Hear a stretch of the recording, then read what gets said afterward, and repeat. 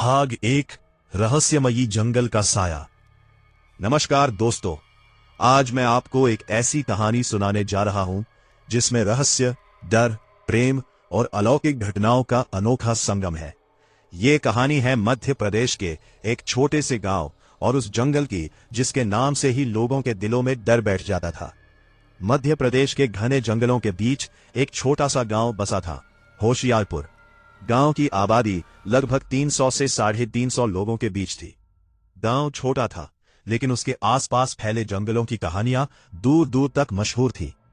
गांव के बुजुर्ग हमेशा एक बात दोहराते थे, सूरज ढलने के बाद उस जंगल की तरफ मत जाना। जब भी कोई बच्चा या युवक इस बात का कारण पूछता, बुजुर्गों की आंखों में डर उतर आता। कहा जाता था कि वर्षों से जो भी व्यक्ति रात के समय उस जंगल में गया, वो कभी वापस नहीं लौटा।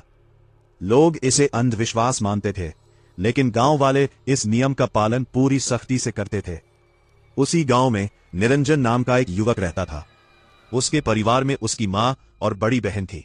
पिता का देहांत कई साल पहले हो चुका था, इसलिए घर की जिम्मेदारी अब धीरे धीरे निरंजन के कंधों पर आने लगी थी। हाल ही में उसके बोर्ड के इम्तिहान खत्म हुए थे। अब वह अपनी मां और बहन के साथ खेत और घर के कामों में मदद करने लगा था। एक शाम तीनों घर के आंगन में बैठकर खाना खा रहे थे। मां, आज की सब्जी तो बहुत स्वादिष्ट बनी है, निरंजन मुस्कुराते हुए बोला। मां हंस पड़ी। तेरी पसंद की बनाई है बेटा, अच्छी तो लगेगी ही। तीनों देर तक बातें करते रहे और फिर अपने अपने कमरों में सोने चले गए। रात धीरे धीरे गहराने लगी। पूरा गांव अंधेरे में डूब चुका था। दूर कहीं कुत्तों के भौंकने की आवाजें सुनाई दे रही थी। अपने बिस्तर पर लेटा निरंजन अगले दिन के काम के बारे में सोच रहा था। उसे खेत में मेड़ बांधने जाना था, ताकि बारिश का पानी खेत से बाहर ना निकल सके। कुछ ही देर में उसे नींद आ गई। अगली सुबह वह जल्दी उठ गया। मां ने उसके लिए खाना बांध दिया और वह खेत के लिए निकल पड़ा। रास्ते में उसे गांव के कई किसान मिले जो अपने अपने खेतों की ओर जा रहे थे। खेत के पास पहुंचते ही उसकी नजर सामने फैले घने जंगल पर पड़ी। दिन का उजाला होने के बावजूद जंगल कुछ अजीब सा लग रहा था। चारों तरफ फैले ऊंचे पेड़, झाड़ियों के बीच की खामोशी और कीड़ों की लगातार आती आवाजें वातावरण को रहस्यमय बना रही थी। निरंजन ने सिर झटकते हुए काम शुरू कर दिया।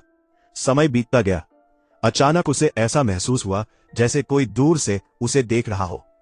उसने फावड़ा नीचे रखा और चारों तरफ देखने लगा, लेकिन वहां कोई नहीं था।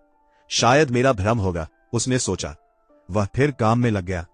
दोपहर होते होते वह थक चुका था। वह पास के एक बड़े पेड़ की छाया में बैठ गया और खाना खाने लगा। खाना खाने के बाद उसे नींद आने लगी। वह पेड़ के नीचे ही लेट गया। कुछ देर बाद उसे महसूस हुआ कि जैसे किसी ने उसके कंधे पर हल्के से हाथ फेरा हो। निरंजन घबराकर उठ बैठा। उसका दिल तेजी से धड़कने लगा। उसने चारों तरफ देखा, लेकिन वहां कोई नहीं था। अब शाम होने लगी थी। जंगल की तरफ से ठंडी हवा चल रही थी। पेड़ों की शाखाएं हवा के साथ अजीब आवाजें निकाल रही थीं। तभी दूर से एक किसान ने आवाज लगाई, अरे निरंजन, घर नहीं चलना क्या? निरंजन चौंक गया। बस काका, थोड़ा सा काम बाकी है, पूरा करके आता हूं। किसान वहां से चला गया। धीरे धीरे अंधेरा बढ़ने लगा। अब खेत और जंगल के बीच फैला सन्नाटा पहले से ज्यादा डरावना लग रहा था। निरंजन जल्दी जल्दी काम खत्म करने लगा। अचानक जंगल की गहराई से किसी के हंसने जैसी आवाज सुनाई दी। वह ठिठक गया। उसने ध्यान से सुनने की कोशिश की, लेकिन अगले ही पल सब कुछ शांत हो गया। निरंजन का गला सूखने लगा। उसने बिना समय गंवाए अपना सामान उठाया और तेज कदमों से गांव की ओर चल पड़ा। उसे बिल्कुल भी अंदाजा नहीं था कि यह तो बस शुरुआत थी और बहुत जल्द उसकी मुलाकात उस रहस्य से होने वाली थी जो वर्षों से उस जंगल में छिपा हुआ था।